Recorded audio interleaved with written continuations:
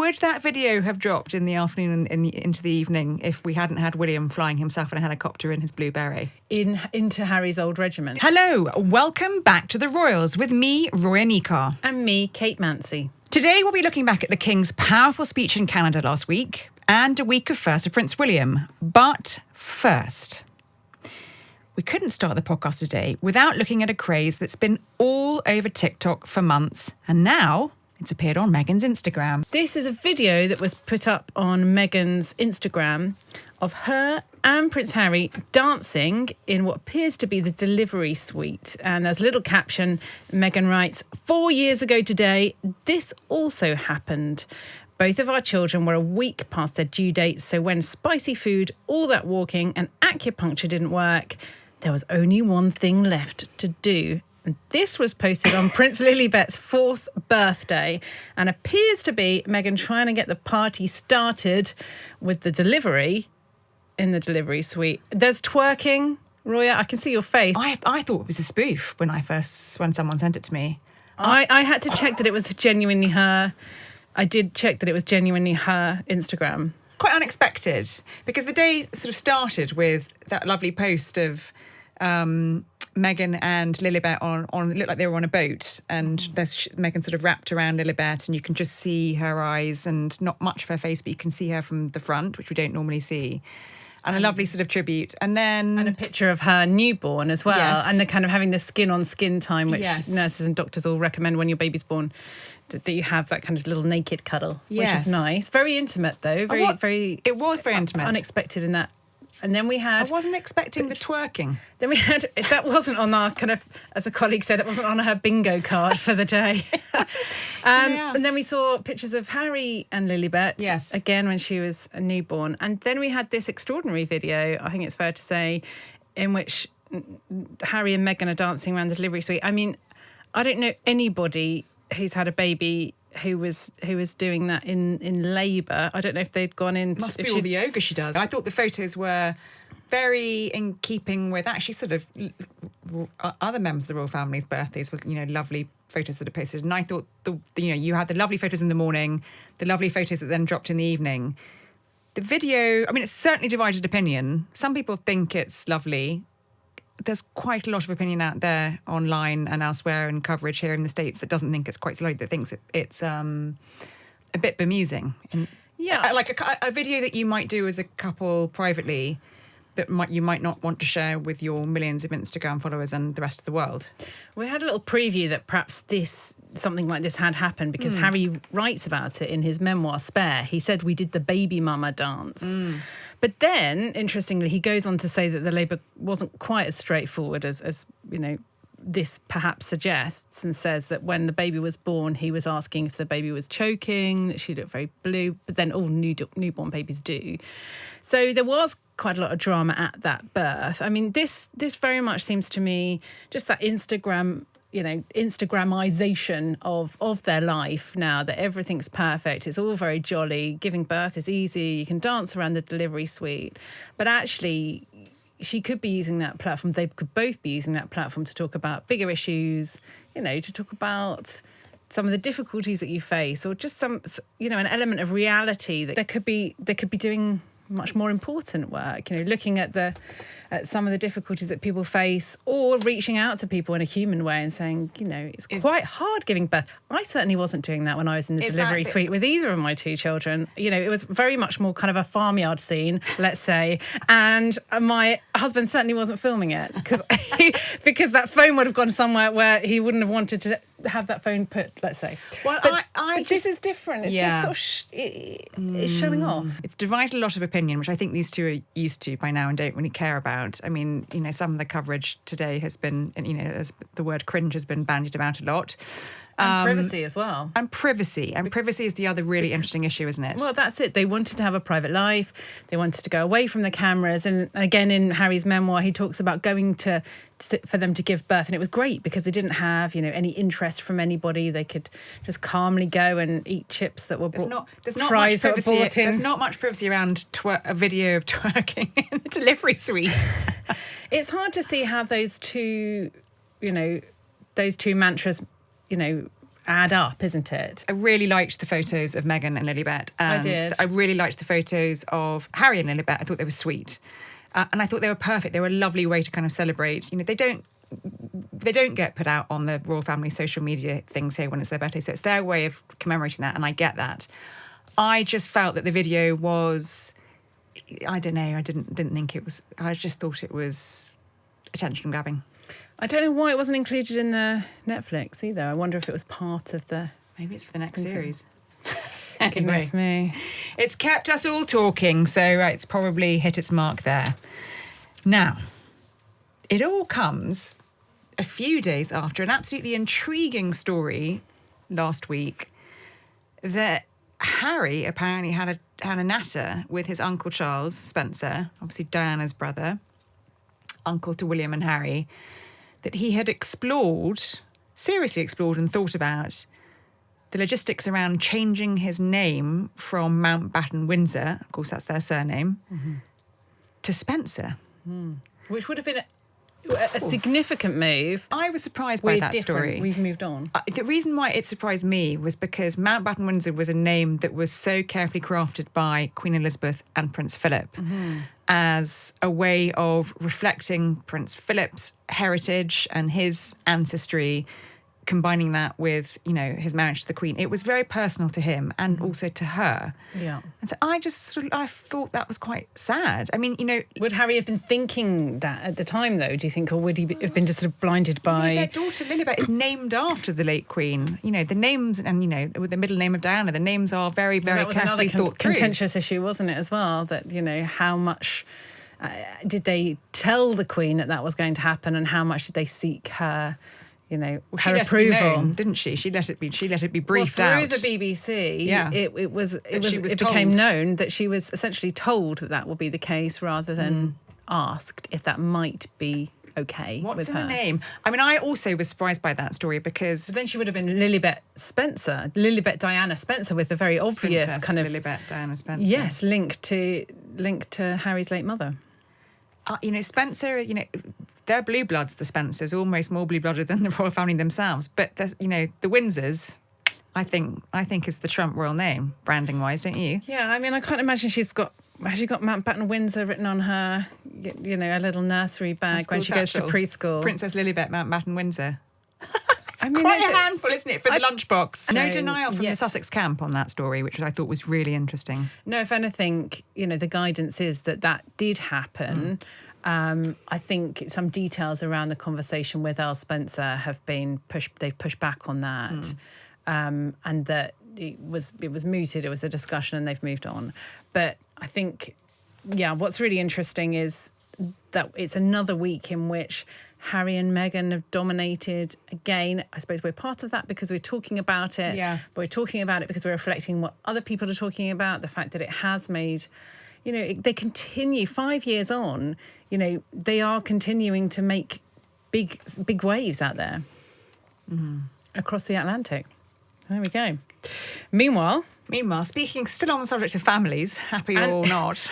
Still on the subject of families and Harry to some extent, we had Prince William. Yeah. Wills Week. We haven't really discussed Wills Week recently. Well, Wills Week is back with a bang this week. Because we had it's flying back with a bang, literally.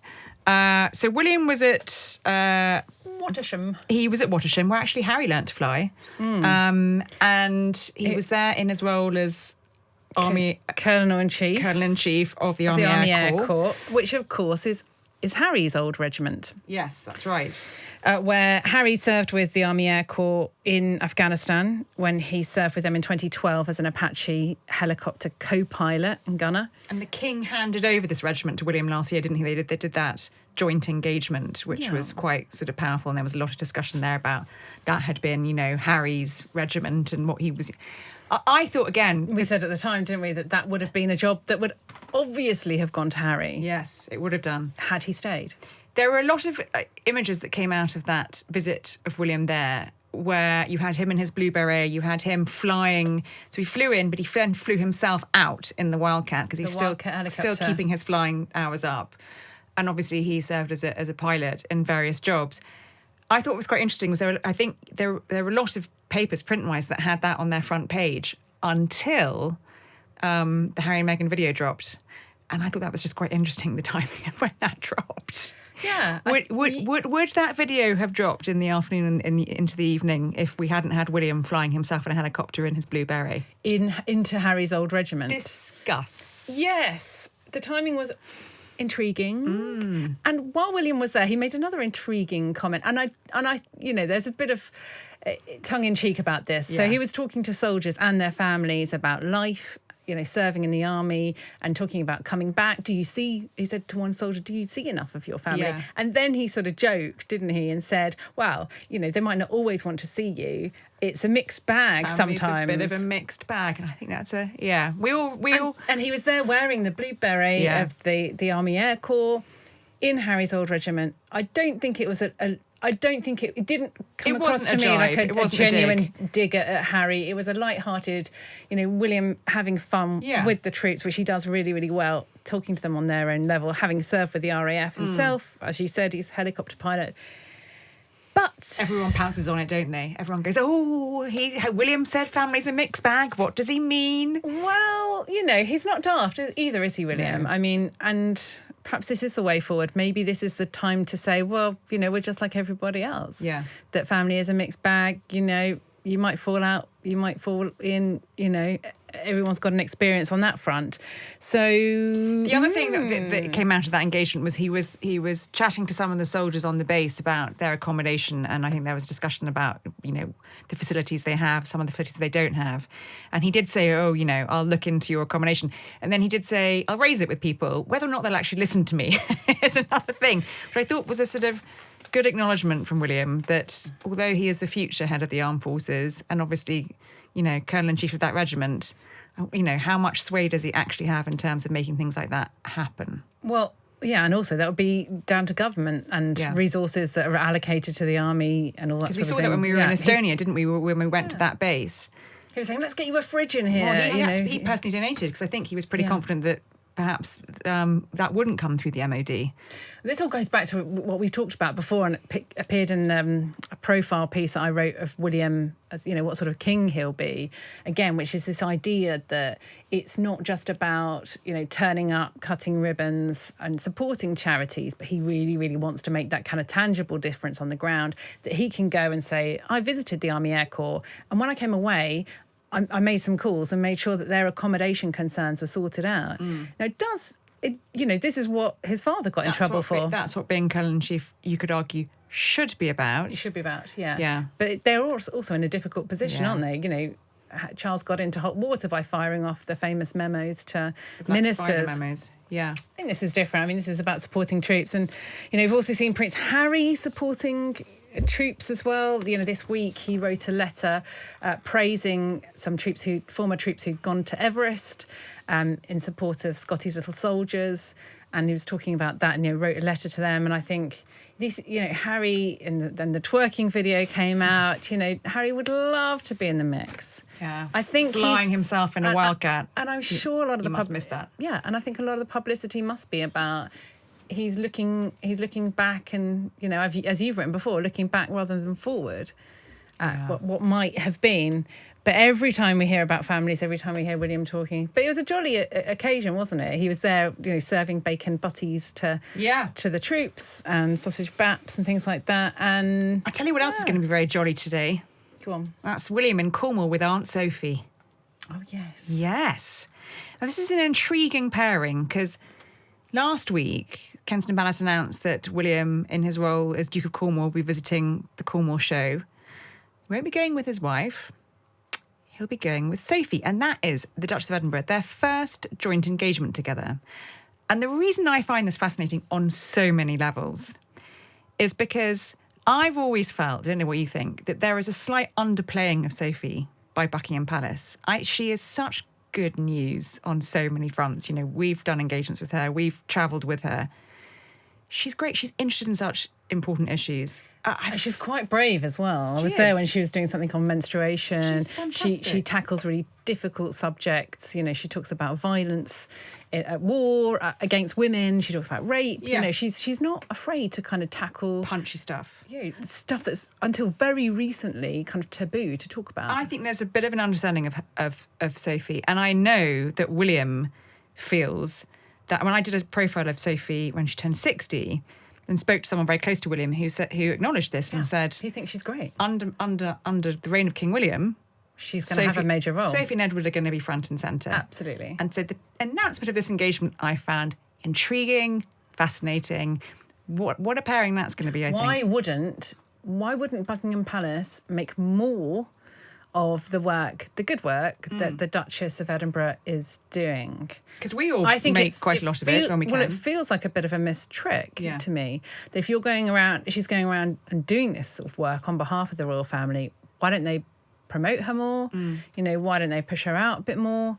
Why don't they, I don't know, invite journalists to come and see some of the work that she's doing a bit more? I mean, the Nepal trip recently that you went on, I think that was, again, a kind of a rare instance, and Buckingham Palace was saying, well, who would be interested to go? And they're often kind of bemused by the fact that we are interested in what she's doing. And they were both great. And the work they were doing was interesting. And at the time, there are very few senior members of the royal family. And there's certainly very few in that kind of bracket where you can see the kind of longevity of, you know, she's midlife. Well, I think she's not, you know. Yeah, and also the king, I think, really does value the work that they do. So if Buckingham Palace, if there's a sort of reticence there to promote her and her work more, I certainly feel that William has clocked that. And is going to change that. Yeah, absolutely, he will do. I think what we've seen this for a long time as well, haven't we? There was that big delay in making Sophie and Edward Duke and Duchess of Edinburgh. Very long delay. Now, years ago, and the palace had that on their website that, you know, under Prince Edward's profile, because he was taking on the Duke of Edinburgh awards from his father, that he would one day be known as the Duke of Edinburgh. And then that piece was taken off the website. Charles came to the throne and there was this silence that went on for a long time. And I thought, you know, finally they were made Duke and Duchess of Edinburgh. It did seem like an unnecessary delay in my mind until they were. And again, you know, make more of them. Why don't they make, you know, from a PR perspective. Do you remember the old Fab What's Four? the hesitation? Remember the old Fab Four? Remember them? The old Fab Four. William, Kate, Harry and Meghan. Those are the days. The next Fab Four could be William, Kate, Sophie and Edward. Could be. Watch this space. But there's not many others out there, frankly. But anyway, I think that pairing and those pictures are going to be rather lovely at the Cornwall show of William and Sophie, because they really like each other and they get on really well.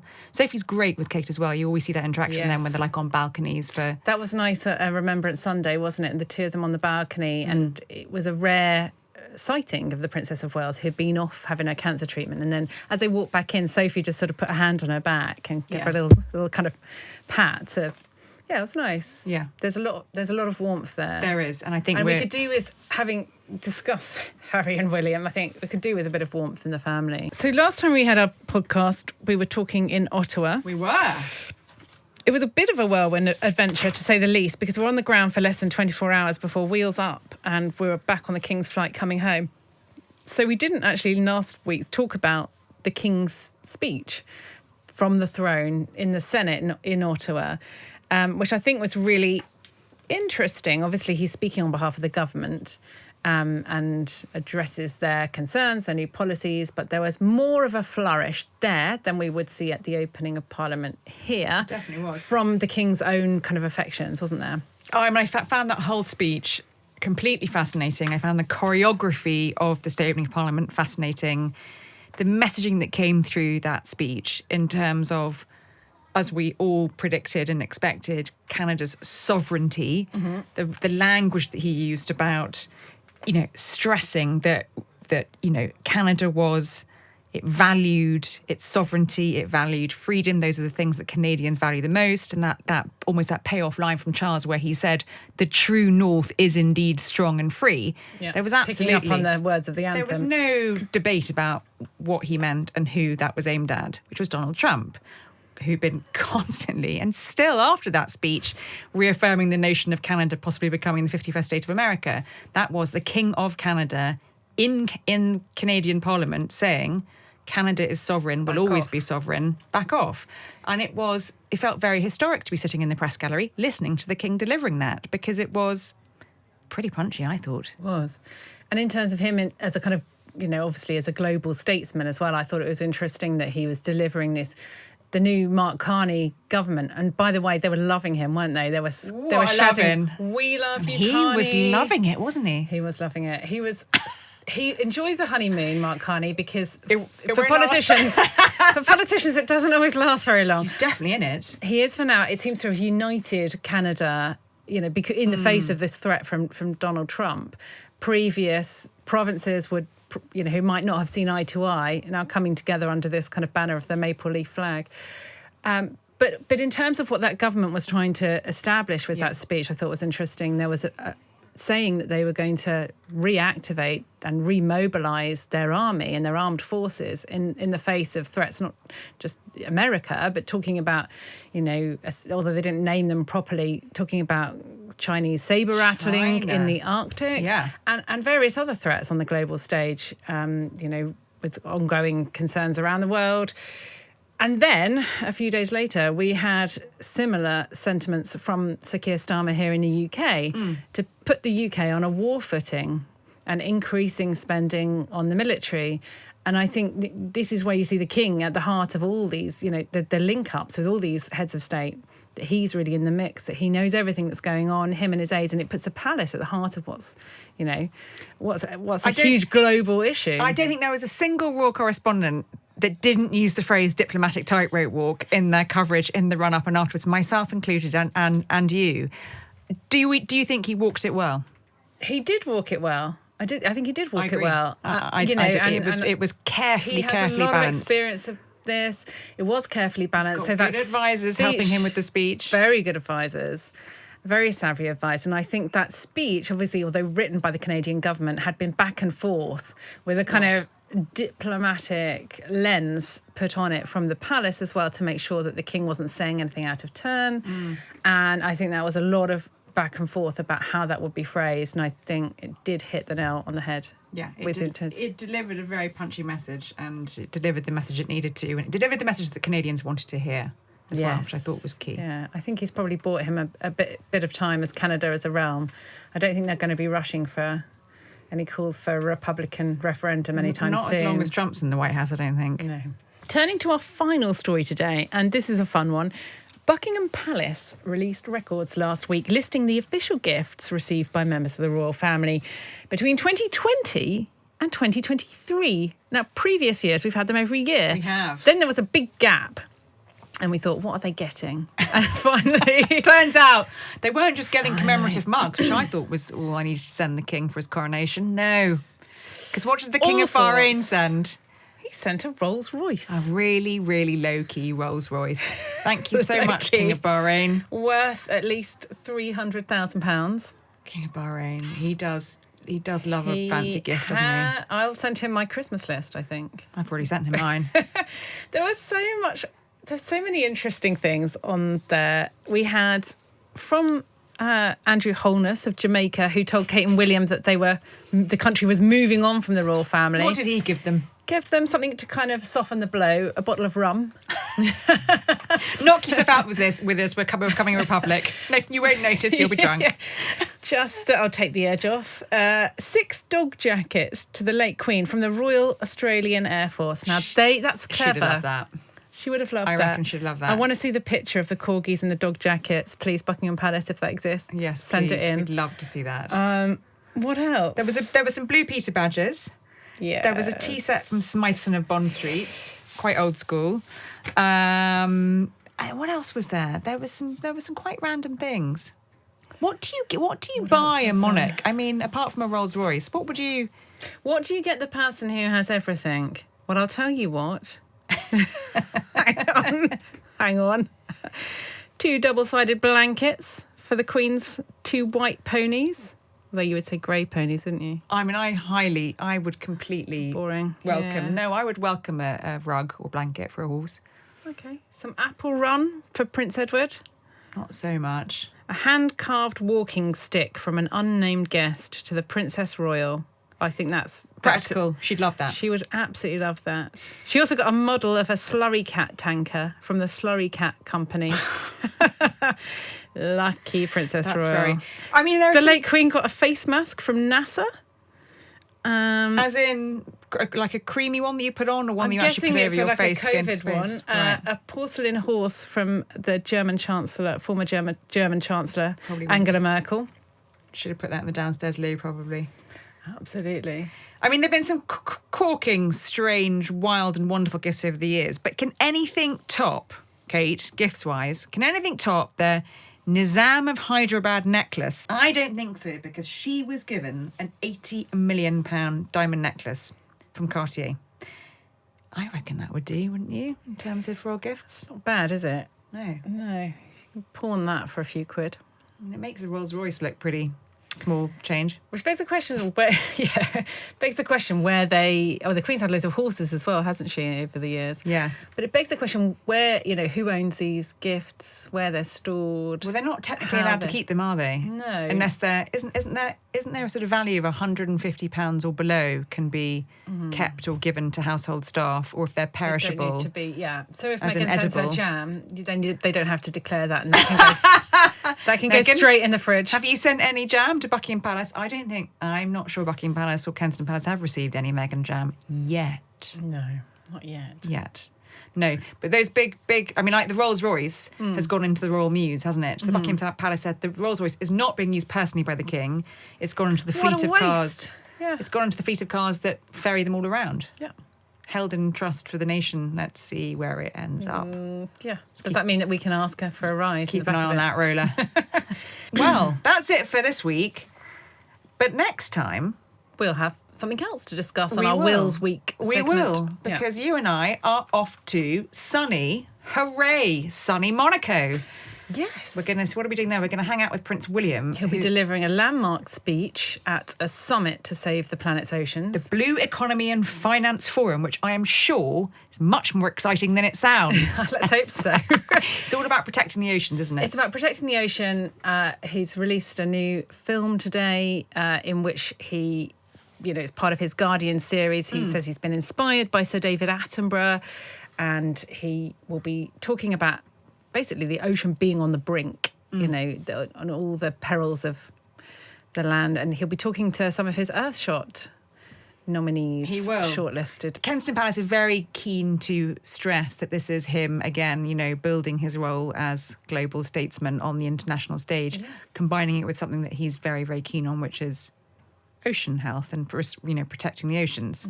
Which we've seen a lot of him, haven't we, on the world stage? We have. In the last 6 months. I think it's really interesting to see them, but also deliberately positioning him in this way as well. Well, I'll see you there, Kate. See you there. Cocktail on the beach, hopefully. There'll be time for that. I'll find time. In the meantime, if you'd like to get in touch, email us at theroyals@thetimes.co.uk. Until Kate. then, goodbye. Bye.